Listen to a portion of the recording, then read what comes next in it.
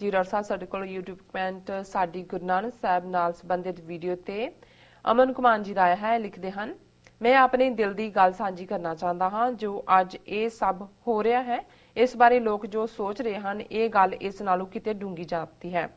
ਮੈਂ ਸਮਝਦਾ ਹਾਂ ਕਿ ਸਿੱਖਾਂ ਤੇ ਸਿੱਧਾ ਹਮਲਾ ਸ਼ੁਰੂ ਹੋ ਚੁੱਕਾ ਹੈ, ਮਤਲਬ ਮਨੂਵਾਦੀ ਸਿਸਟਮ 'ਚ ਜਜ਼ਬ ਕਰਨ ਲਈ। ਹੁਣ ਇਹ ਗੱਲ ਕੋਈ ਮੰਨੇ ਜਾਂ ਨਾ ਮੰਨੇ, ਗੁਰੂ ਸਾਹਿਬ ਤੇ ਸਿੱਧਾ ਹਮਲਾ ਕਰਨਾ ਇਸੇ ਦੀ ਲਾਈਨ ਹੈ। ਇਤਿਹਾਸਕ ਗੁਰੂ ਘਰਾਂ ਖਾਸ ਕਰਕੇ ਦਰਬਾਰ ਸਾਹਿਬ ਦੀ ਪੁਰਾਤਨਤਾ ਨੂੰ ਬਦਲਿਆ ਜਾ ਰਿਹਾ ਹੈ। ਇਸ ਵਿੱਚ ਕੋਈ ਸ਼ੱਕ ਨਹੀਂ ਹੋਣਾ ਚਾਹੀਦਾ ਕਿ ਬਾਦਲ ਦਲ ਇਸ ਵਿੱਚ ਸ਼ਾਮਲ ਹੈ। ਸਿੱਖਾਂ ਦੇ ਹਰ ਕਿਸਮ ਦੇ ਵਿਰੋਧ ਨੂੰ ਅੱਤਵਾਦ ਅਤੇ ਦੇਸ਼ ਧਰੋਹ ਦਾ ਨਾਮ ਦੇ ਕੇ ਦੱਬਿਆ ਅਤੇ ਕੁਚਲਿਆ ਜਾ ਰਿਹਾ ਹੈ। ਇਹ ਸਮਾਂ ਮੈਨੂੰ 1978 ਚ ਸਰਦਾਰ ਕਪੂਰ ਸਿੰਘ ਜੀ ਵੱਲੋਂ ਕਈ ਬਚਨਾਂ ਦੀ ਯਾਦ ਕਰਾਉਂਦਾ ਹੈ। ਆਹ ਪਿੰਡ ਲੈ ਲਓ, ਉਹ ਪਿੰਡ ਲੈ ਲਓ, ਆਹ ਕੱਢ ਲਓ, ਉਹ ਪਾ ਲਓ, ਕੀ ਕਰੋਗੇ ਇਹ ਲੈ ਦੇ ਕੇ ਜੇ ਜ਼ਿੰਦਾ ਹੀ ਨਾਰੇ। ਜੇ ਗੁਰੂ ਗੋਬਿੰਦ ਸਿੰਘ ਜੀ ਦੇ ਸਿੱਖ ਹੀ ਨਾਰੇ ਤਾਂ ਫਿਰ ਇਸ ਨਾਲੋਂ ਚੰਗਾ ਹੈ ਕਿ ਇਹ ਸਾਨੂੰ ਗੋਲੀ ਨਾਲ ਉਡਾ ਦੇਣ। ਉਹਨਾਂ ਨੇ ਰਾਜ ਕਰੇਗਾ ਖਾਲਸਾ ਦਾ ਸੰਕਲਪ ਦਿੱਤਾ ਸੀ ਅਤੇ ਕਿਹਾ ਸੀ ਕਿ ਭਾਰਤ ਵਿੱਚ ਸਿੱਖ ਬਰਾਬਰ ਦੇ ਸ਼ਹਿਰੀ ਬਣ ਕੇ ਨਹੀਂ ਰਹਿ ਸਕਦੇ। ਇਸ ਦੇ ਉਦਾਹਰਨ ਵਜੋਂ ਉਹਨਾਂ RSS ਦਾ ਜ਼ਿਕਰ ਕੀਤਾ ਸੀ, ਜਿਹੜੀ ਸੰਸਥਾ ਸਿੱਖਾਂ ਦੀ ਹੋਂਦ ਤੋਂ ਮੁਨਕਰ ਹੈ। ਸਿੱਖਾਂ ਨੂੰ ਇਹ ਗੱਲ ਸਮਝਣੀ ਚਾਹੀਦੀ ਹੈ ਕਿ ਸਿੱਖ ਜਿਉਣਾ ਚਾਹੁੰਦੇ, ਮਰਨਾ ਨਹੀਂ ਚਾਹੁੰਦੇ ਦੂਜੇ ਲੋਕਾਂ ਦੀ ਤਰ੍ਹਾਂ, ਅਤੇ ਨਾ ਹੀ ਸਿੱਖੀ ਤੇ ਸਿੱਖਾਂ ਨੂੰ ਖਤਮ ਕੀਤਾ ਜਾ ਸਕਦਾ ਹੈ। ਸਿੱਖਾਂ ਨੂੰ ਇਹਨਾਂ ਲੋਕਾਂ ਨਾਲੋਂ ਆਪਣੇ ਆਪ ਨੂੰ ਪੂਰੀ ਤਰ੍ਹਾਂ ਵੱਖ ਕਰ ਲੈਣਾ ਚਾਹੀਦਾ ਹੈ। ਵਿਚਾਲੇ ਲੀਕ ਖਿੱਚਣੀ ਚਾਹੀਦੀ ਹੈ। ਜਿੰਨਾ ਕੁ ਮੈਂ ਸਮਝਦਾ ਹਾਂ ਇਸ ਗੱਲ ਨੂੰ, ਇਹ ਸਿੱਟਾ ਬੜਾ ਗੰਭੀਰ ਹੈ। ਜੀ ਡਾਕਟਰ ਸਾਹਿਬ। ਵੀ ਰਮਨ ਕੁਮਾਰ ਜੀ ਦਾ ਸ਼ੁਕਰੀਆ, ਉਹਨਾਂ ਨੇ ਸਾਨੂੰ ਲਿਖਿਆ ਔਰ ਆਲਮੋਸਟ ਉਹਨਾਂ ਨੇ ਵੀ ਜਿਹੜੀ ਗੱਲ ਆਸਟ੍ਰੇਲੀਆ ਤੋਂ ਸਿਡਨੀ ਤੋਂ ਵੀਰ ਜੀ ਨੇ ਲਿਖੀ ਜੀ, ਉਸ ਨੂੰ ਇਹਨਾਂ ਨੇ ਵੀ ਐਂਡੋਰਸ ਕੀਤਾ ਹੈ ਕਿ ਵੀ ਸਿੱਖਾਂ ਦੇ ਉੱਤੇ ਸਿੱਧਾ ਹਮਲਾ ਜਿਹੜਾ ਉਹ ਸ਼ੁਰੂ ਹੋ ਚੁੱਕਾ ਹੈ ਮਨੂਵਾਦੀ ਸਿਸਟਮ 'ਚ ਜਜ਼ਬ ਕਰਨ ਲਈ। ਜਦੋਂ ਸਿੱਧਾ ਅਟੈਕ ਅਸੀਂ ਕਹਿੰਦੇ ਹਾਂ ਜਾਂ ਅਨਡਿਕਲੇਅਰਡ ਵਾਰ ਹੁੰਦਾ, ਜੂਨ 1984 ਉਹ ਫਾਈਨਲ ਵਾਟਰਸ਼ੈਡ ਹੈ ਸਿੱਖਾਂ ਔਰ ਇੰਡੀਅਨ ਸਟੇਟ, ਜਿਸ ਇੰਡੀਅਨ ਸਟੇਟ ਦੀ ਫਿਲਾਸਫੀ 'ਚ RSS ਦੀ ਵਿਚਾਰਧਾਰਾ ਹੈ। ਇੰਦਰਾ ਗਾਂਧੀ ਕਾਂਗਰਸ ਦਾ ਨੇ ਸੈਕੂਲਰਿਜ਼ਮ ਦੇ ਲਬਾਦੇ ਦੇ ਥੱਲੇ ਇਹੀ ਕੁਛ ਕੀਤਾ ਔਰ ਇਹੀ ਕੁਛ ਜਿਹੜਾ ਹੈ ਹੁਣ ਨੰਗੇ ਧੜ ਜਿਹੜਾ ਹੈ ਮੋਦੀ ਔਰ ਉਸ ਦੀ ਜਿਹੜੀ ਸਾਰੀ ਕੋਟਰੀ ਹੈ, ਉਹਨਾਂ ਨੂੰ ਕੋਈ ਕਹਿਣ 'ਚ ਝਿਜਕ ਸ਼ਰਮ ਕੋਈ ਰੁਕਾਵਟ ਉਹਨਾਂ ਨੂੰ ਨਹੀਂ ਹੁੰਦੀ ਜਦੋਂ ਉਹ ਧੜੱਲੇ ਨਾਲ ਕਹਿੰਦੇ ਨੇ ਜੀ ਇਹ ਹਿੰਦੂ ਰਾਸ਼ਟਰ ਹੈ।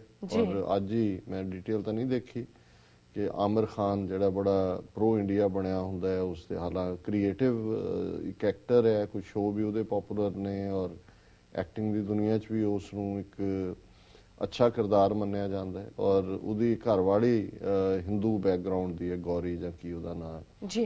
ਤੇ ਉਹਨੇ ਕੋਟ ਕੀਤਾ, ਉਹਨੇ ਕਿਹਾ ਜੀ ਈਵਨ ਮੇਰੀ ਵਾਈਫ ਨੇ, ਕਿਰਨ ਗੌਰੀ ਸ਼ਾਇਦ, ਕਿ ਮੇਰੀ ਵਾਈਫ ਨੇ ਵੀ ਮੈਨੂੰ ਕਿਹਾ ਕਿ ਵੀ ਇਹ ਮਾਹੌਲ ਹੁਣ ਇੱਥੇ ਠੀਕ ਨਹੀਂ ਹੈ, ਅਸੀਂ ਇੱਥੋਂ ਚੱਲੀਏ, ਇੰਡੀਆ ਹੀ ਛੱਡ ਦਈਏ ਜੀ। ਔਰ ਉਹਨੇ ਤਾਂ ਸੱਚ ਕਿਹਾ ਔਰ ਜੋ ਹੁਣ ਬਲਾਸਟ ਹੋ ਰਿਹਾ ਉਹਦੇ ਉੱਤੇ ਜਾਂ ਉਹਦੀ ਘਰਵਾਲੀ ਤੇ ਜਾਂ ਦੂਜੇ, ਉਹ ਹੁਣ ਛਡਾ ਕੇ ਰਹਿਣਗੇ ਕਿ ਹਾਲਾਂ ਉਹ ਇੰਨਾ ਕੁ ਬੈਂਡ ਬੈਕਵਰਡ ਕਰਦਾ ਆਪਣੇ ਆਪ ਨੂੰ ਇੰਡੀਅਨ ਨੈਸ਼ਨਲ ਸਾਬਤ ਕਰਨ ਲਈ। ਉਹਨੇ ਆਪਣੇ ਵੱਲੋਂ ਇਹ ਕਿਹਾ ਕਿ ਜੀ ਇਹ ਮਾਹੌਲ ਬਣਿਆ ਕਿ ਈਵਨ ਮੇਰੀ ਵਾਈਫ ਨੇ ਮੈਨੂੰ ਕਿਹਾ ਵੀ ਛੱਡ ਦੇਈ।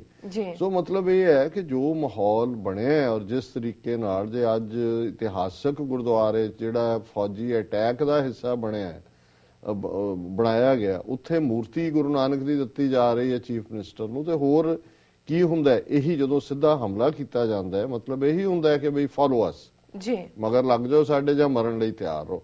ਇਹਦਾ ਮਤਲਬ ਇਹ ਹੈ ਵੀ ਆਲਰੇਡੀ ਸਾਡੇ ਚੋਂ ਉਹਨਾਂ ਨੇ ਅਕਾਲੀ ਬਾਦਲ ਬ੍ਰਾਂਡ ਜਿਹੜਾ ਇੱਕ ਤਬਕਾ ਹੈ, ਇਹ ਠੀਕ ਹੈ ਜਿਹੜੇ ਖਲੋਤੇ ਨੇ ਸਰਬੱਤ ਖਾਲਸਾ ਡਿਫਾਈਨਸ ਸੀ, ਇਹ ਨਹੀਂ ਹੈ ਵੀ ਉਸ ਧਰਤੀ ਤੋਂ ਸਾਡੀ ਕੋਈ ਸਿੱਖੀ ਦੀਆਂ ਕੋਈ ਜੜ੍ਹਾਂ ਪੁੱਟ ਸਕੇਗਾ, ਪਰ ਜ਼ਾਹਰ ਹੈ ਵੀ ਸਿੱਧਾ ਹਮਲਾ ਜਿਹੜਾ ਹੈ ਉਹ ਹੋ ਚੁੱਕੇ ਔਰ 30 ਸਾਲ ਤੋਂ ਜਿਹੜੀ ਉਹ ਸਤਤ ਇਹਨਾਂ ਦੀ ਕੋਸ਼ਿਸ਼ ਹੈ। ਅੱਜ RSS ਵੱਲੋਂ ਪਾਵਰ ਚ ਆਉਣ ਤੋਂ ਬਾਅਦ ਉਹਨਾਂ ਨੇ ਜਿਸ ਤਰੀਕੇ ਨਾਲ ਮਾਫੀਨਾਮਾ ਜਿਹੜਾ ਸੀ ਉਹ ਲਿਆ, ਮਾਫੀਨਾਮਾ ਹੈ ਹੀ ਨਹੀਂ ਸੀ ਸੌਦਾ ਸਾਧ ਦਾ, ਉਹਨੂੰ ਮਾਫੀਨਾਮਾ ਬਣਾਇਆ। ਫਿਰ ਕਿਵੇਂ ਉਹਨਾਂ ਨੇ ਜਿਹੜੇ ਨੇ ਉਹ ਨਾਦਰਸ਼ਾਹੀ ਹੁਕਮ ਕੱਢੇ ਔਰ ਇਹਨਾਂ ਨੇ ਵੀਰ ਅਮਨ ਕੁਮਾਰ ਜੀ ਨੇ ਸਰ ਕਪੂਰ ਸਿੰਘ ਜਿਹੜੇ ਹਮੇਸ਼ਾ ਹੀ ਮੇਰੇ ਲਈ ਵੀ ਰਾਹ ਦਸੇਰਾ ਨੇ ਜੀ, ਔਰ ਉਹਨਾਂ ਦੀ 1978 ਦੇ ਨਰਕਧਾਰੀਆਂ ਵੱਲੋਂ ਵਰਤਾਏ ਸਾਕਾ ਅੰਮ੍ਰਿਤਸਰ ਦੇ 13 ਸਿੰਘ ਸ਼ਹੀਦ ਹੋਏ ਸਨ, ਦਰਜਨਾਂ ਜ਼ਖਮੀ ਸਨ। ਉਸ ਦੌਰਾਨ ਉਹਨਾਂ ਦੀ ਇੱਕ ਸਪੀਚ ਇੰਟਰਨੈਟ ਤੇ ਹੈ, ਕਾਫੀ ਪਪੂਲਰ ਹੈ, ਤੇ ਉਹਦੇ 'ਚ ਉਹਨਾਂ ਨੇ ਇਹੀ ਗੱਲ ਕਹੀ ਸੀ ਕਿ ਵੀ ਸਾਡੇ ਸਾਹਮਣੇ ਹੁਣ ਇਹ ਨਹੀਂ ਹੈ ਕਿ ਜੀ ਅਸੀਂ ਉਹ ਪਿੰਡ ਕੱਢ ਲਓ, ਉਹ ਪਾ ਲਓ, ਆਹ ਅੰਬਾਲਾ ਸਾਨੂੰ ਦੇ ਦਿਓ, ਆਹ ਫਲਾਣਾ ਦੇ ਦਿਓ, ਉਹਨਾਂ ਨੇ ਕਿਹਾ ਇਹ ਲੈ ਵੀ ਲੋਗੇ, ਕੀ ਕਰੋਗੇ ਜੇ ਸਿੱਖ ਹੀ ਨਾ ਰਹੇ। ਇਸ ਵੇਲੇ ਤਾਂ ਸਾਡੇ ਸਾਹਮਣੇ ਇਹ ਹੈ ਵੀ ਅਸੀਂ ਸਿੱਖੀ ਕਿਵੇਂ ਬਚਾਉਣੀ ਹੈ। ਔਰ ਜਿਵੇਂ ਅਮਨ ਕੁਮਾਰ ਜੀ ਨੇ ਕਿਹਾ ਵੀ ਈਵਨ ਦਰਬਾਰ ਸਾਹਿਬ ਦੀ ਪੁਰਾਤਨਤਾ ਨੂੰ ਖਤਮ ਕਰਨਾ, ਜਿਵੇਂ ਪਲਾਜ਼ਾ ਬਣਾਇਆ ਗਿਆ, ਫਿਰ ਅੰਦਰ ਉਸ ਦੇ ਮੂਲ ਸਟਰਕਚਰ ਦੇ ਨਾਲ ਵੀ ਛੇੜਛਾੜ ਕੀਤੀ ਜਾ ਰਹੀ ਹੈ, ਇਹ ਸਾਰਾ ਉਹਦੀ ਇਤਿਹਾਸਕਤਾ ਨੂੰ ਡਿਸਟਰੋਏ ਕਰਨ ਦੇ ਲਈ ਹੈ। ਤੁਸੀਂ ਕਹੋ ਜੀ, ਤੁਸੀਂ ਕਹੇ ਜਾਓ ਜੀ ਇਹ 4 ਸਦੀਆਂ ਤੋਂ ਬਣਿਆ ਹੋਇਆ ਜੀ, ਭਾਵੇਂ ਅਬਦਾਲੀ ਨੇ ਢਾਇਆ ਜਾਂ ਫਲਾਣੇ ਨੇ ਕੀਤਾ, ਜੇ ਰਣਜੀਤ ਸਿੰਘ ਪੀਰੀਅਡ 'ਚ ਵੀ ਬਣਿਆ 1836-37 'ਚ, ਫਿਰ ਵੀ 150-200 ਸਾਲ, ਪਰ ਜੇ ਬਣਿਆ ਹੀ 2015 'ਚ ਹੈ, ਤੁਹਾਡੀ ਪੁਰਾਤਨਤਾ ਕਿੱਥੇ ਗਈ? ਜਿਹੜਾ ਵੀ ਸਟਰਕਚਰ ਤੁਸੀਂ ਚੇਂਜ ਕਰ ਰਹੇ ਹੋ। ਔਰ ਇਹਦੇ ਤੇ ਇੱਕ ਸਟੋਰੀ ਇਵਨ ਟ੍ਰਿਬਿਊਨ 'ਚ ਸੀ ਕਿ ਬੁੰਗਾ ਰਾਮਗੜੀਆਂ 8 ਸਾਲ ਤੋਂ ਜਿਹਨੂੰ ਉੱਥੇ ਹੀ ਪਿਆ, ਔਰ ਸਭ ਤੋਂ ਇਤਿਹਾਸਕ ਅਹਿਮੀਅਤ ਦਾ ਉਹ ਬੁੰਗਾ ਜਿਹੜਾ ਉਹਦੇ ਜ਼ਮੀਨ ਦੋਜ਼ ਉਹਦੇ 'ਚ ਕਈ ਕੁਝ ਬਣਿਆ ਹੋਇਆ, ਜੱਸਾ ਸਿੰਘ ਰਾਮਗੜੀਆ ਦੇ ਵੇਲੇ ਦਾ। 8 ਸਾਲ ਤੋਂ ਸ਼੍ਰੋਮਣੀ ਕਮੇਟੀ ਜਿਹੜੀ ਆ ਉਹਦੇ ਉੱਤੇ ਬੈਠੀ ਹੈ, ਹਾਲਾਂਕਿ ਰਾਮਗੜੀਆ ਐਸੋਸੀਏਸ਼ਨ ਵੀ ਉਹ ਚਾਹੁੰਦੇ ਹੀ ਨਹੀਂ ਕਿ ਹਿਸਟਰੀ ਰੀਸਟੋਰ ਹੋਏ। ਉਹਨਾਂ ਦੇ ਇਸ ਵੇਲੇ ਹਰ ਇੱਕ ਦੇ ਪਿੱਛੇ ਕੌਣ ਹੈ, ਕਿੱਥੋਂ ਆਰਡਰ ਆ ਰਹੇ ਨੇ, ਇਹ ਜੋ ਸਾਹਮਣੇ ਆ ਰਿਹਾ ਇਹ ਨਹੀਂ ਹੈ, ਇਹਦੇ ਪਿੱਛੇ ਇੱਕ ਡਿਫਰੈਂਟ ਸਾਰਾ ਸੈਟਅਪ ਹੈ। ਉਹਨੇ ਸਰਦਾਰ ਕਪੂਰ ਸਿੰਘ ਹੋਰਾਂ ਨੂੰ ਹੀ ਕੋਟ ਕਰਕੇ ਕਿਹਾ ਕਿ ਭਾਈ ਰਾਜ ਕਰੇਗਾ ਖਾਲਸਾ ਜਿਹੜਾ ਇਹ ਸਾਨੂੰ ਅਲਟੀਮੇਟਲੀ ਸਾਡਾ ਇਹ ਸੰਕਲਪ ਹੈ, ਇਹਦੇ ਲਈ ਜੂਝੀਏ।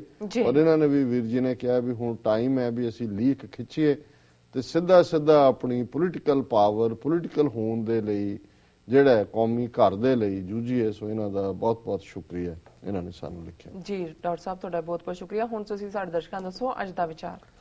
ਅੱਜ ਦੇ ਵਿਚਾਰ ਲਈ ਅਸੀਂ ਗੁਰੂ ਅਰਜਨ ਸਾਹਿਬ ਦੀ ਬਾਣੀ ਚੌ ਬੋਲੇ ਮਹੱਲਾ 5ਵਾਂ ਜਿਹੜਾ ਪਿਛਲੇ ਹਫਤੇ ਸ਼ੁਰੂ ਕੀਤਾ ਸੀ, ਉਸ ਦੇ 2 ਸ਼ਲੋਕ ਚੁਣੇ ਨੇ ਜੀ। ਸਾਗਰ ਮੇਰ ਉਦਿਆਨ ਬਨ, ਨਵਖੰਡ ਬਸੁਦਾ ਭਰਮ, ਮੂਸਨ ਪ੍ਰੇਮ ਪਿਰਮ ਕੈ, ਗਨੋ ਏਕ ਕਰ ਕਰਮ। ਹੁਣ ਮੂਸਨ ਇੱਕ ਕਰੈਕਟਰ ਵਜੋਂ ਵੀ ਔਰ ਆਪਣੇ ਮਨ ਨੂੰ ਐਡਰੈਸ ਕਰਨ ਲਈ ਵੀ, ਔਰ ਮੂਸਨ ਚੋਰ ਨੂੰ ਵੀ ਕਹਿੰਦੇ ਨੇ ਜਿਹੜਾ ਕੋਈ ਚੀਜ਼ ਖੋਹ ਕੇ ਲਿਜਾ ਰਿਹਾ ਹੈ। ਸੋ ਇਹਦੇ ਚੋਂ ਹਰ ਇੱਕ ਨੇ ਆਪਣੇ ਆਪਣੇ ਤਰੀਕੇ ਨਾਲ ਇੰਟਰਪ੍ਰੀਟ ਕੀਤਾ, ਪਰ ਇਸ ਦਾ ਮੂਲ ਇਹ ਹੈ ਕਿ ਆਪਣੇ ਮਨ ਨੂੰ ਇਹ ਸਮਝਾਇਆ ਜਾ ਰਿਹਾ ਹੈ ਕਿ ਸਾਗਰ ਮੇਰ ਉਦਿਆਨ ਬਨ। ਸਾਗਰ ਸਮੁੰਦਰ ਹੈ, ਮੇਰ ਪਹਾੜ ਹੈ, ਉਦਿਆਨ ਜੰਗਲ ਨੇ, ਵਨ ਵੀ ਵੈਜੀਟੇਸ਼ਨ ਹੈ। ਨਵਖੰਡ ਬਸਦਾ ਭਰਮ, 9 ਖੰਡ ਪ੍ਰਿਥਵੀ ਸੱਚਾ ਢੋਆ, ਕਿ ਸਾਰੀ ਦੁਨੀਆ ਕੰਟੀਨੈਂਟਸ ਤੁਸੀਂ ਕਹਿ ਸਕਦੇ ਹੋ, ਬੇਸ਼ੱਕ ਉਹ 9 ਨਹੀਂ ਨੇ, ਪਰ ਇਹ ਡਿਵੀਜ਼ਨ ਸੀ ਪੁਰਾਣੇ ਵੇੜੇ 'ਚ ਕਿ ਧਰਤੀ ਦੇ 9 ਖੰਡ ਨੇ ਜੀ।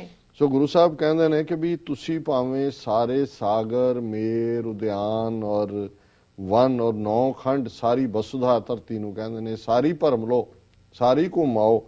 ਮੂਸਨ ਪ੍ਰੇਮ ਪਿਰਮ ਕੇ, ਜਿਹੜੀ ਪਿਆਰੇ ਦੀ ਪ੍ਰੀਤ ਦੇ ਵਿੱਚ ਗਨੋ ਏਕ ਕਰ ਕਰਮ, ਜਿਹੜੀ ਪਿਆਰੇ ਦੀ ਪ੍ਰੀਤ ਦਾ ਇੱਕ ਕਦਮ ਹੈ ਪਿਆਰੇ ਵੱਲ ਵਧਿਆ ਹੋਇਆ, ਇਹ ਮਾਨੋ ਸਾਰੀ ਬਨਸਪਤੀ, ਪਹਾੜ, ਸਮੁੰਦਰ, ਧਰਤੀ ਉਹਦੇ ਇੱਕ ਬਰਾਬਰ ਹੈ।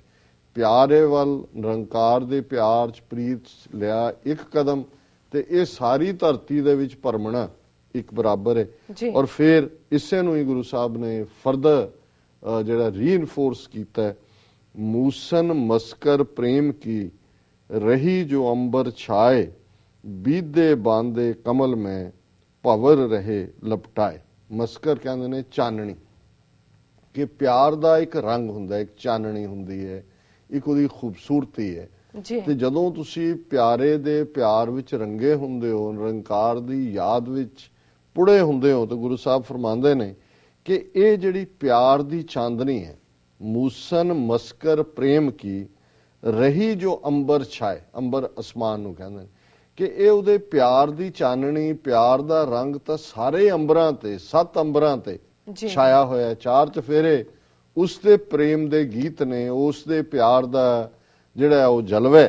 ਬੀਦੇ ਬਾਂਦੇ ਕਮਲ ਮੈਂ, ਭਵਰ ਰਹੇ ਲਪਟਾਏ। ਔਰ ਜਿਹੜਾ ਇਸ ਪਿਆਰ ਦੀ ਚਾਨਣੀ ਦੇ ਵਿੱਚ ਨਹਾ ਰਿਹਾ ਹੈ, ਉਹ ਇਵੇਂ ਹੀ ਹੈ ਜਿਵੇਂ ਕਿ ਭੌਰਾ ਕਮਲ ਦੇ ਫੁੱਲ ਦੇ ਵਿੱਚ, ਭਾਵੇਂ ਉਹਦੀਆਂ ਪੱਤੀਆਂ ਬੰਦ ਹੋ ਜਾਣ, ਭੌਰਾ ਉਹਦੇ ਵਿੱਚ ਹੀ ਜਿਹੜਾ ਉਹ ਆਪਣੀ ਜਾਨ ਤੋੜ ਦਿੰਦਾ ਹੈ, ਪਰ ਉਹ ਉਹਦਾ ਰਸ ਲੈਣ ਦੇ ਲਈ ਉਸ ਕਮਲ ਦੇ ਫੁੱਲ ਦੇ ਵਿੱਚ ਜਿਵੇਂ ਸਭ ਚੀਜ਼ਾਂ ਤੋਂ ਬੇਖਬਰ ਹੁੰਦਾ ਹੈ, ਉਸ ਦੇ ਲਈ ਸਿਰਫ ਤੇ ਸਿਰਫ ਉਸ ਫੁੱਲ ਦਾ ਨੈਕਟਰ, ਉਸ ਫੁੱਲ ਦਾ ਰਸ ਜਿਹੜਾ ਉਹੀ ਉਹਦੀ ਜ਼ਿੰਦਗੀ ਦਾ ਮਕਸਦ ਹੁੰਦਾ ਹੈ। ਇਸੇ ਤਰ੍ਹਾਂ ਜਿਹੜਾ ਇਸ ਪ੍ਰੇਮ ਦੇ ਰਸਤੇ ਤੇ ਤੁਰਦਾ ਹੈ, ਨਿਰੰਕਾਰ ਦੀ ਯਾਦ ਨੂੰ, ਪ੍ਰੇਮ ਦਾ ਜਿਹੜਾ ਹੈ ਉਹ ਉਸ ਦੇ ਨਾਲ ਹਮੇਸ਼ਾ ਆਪਣੇ ਅੰਦਰ ਧਿਆਉਂਦਾ ਹੈ।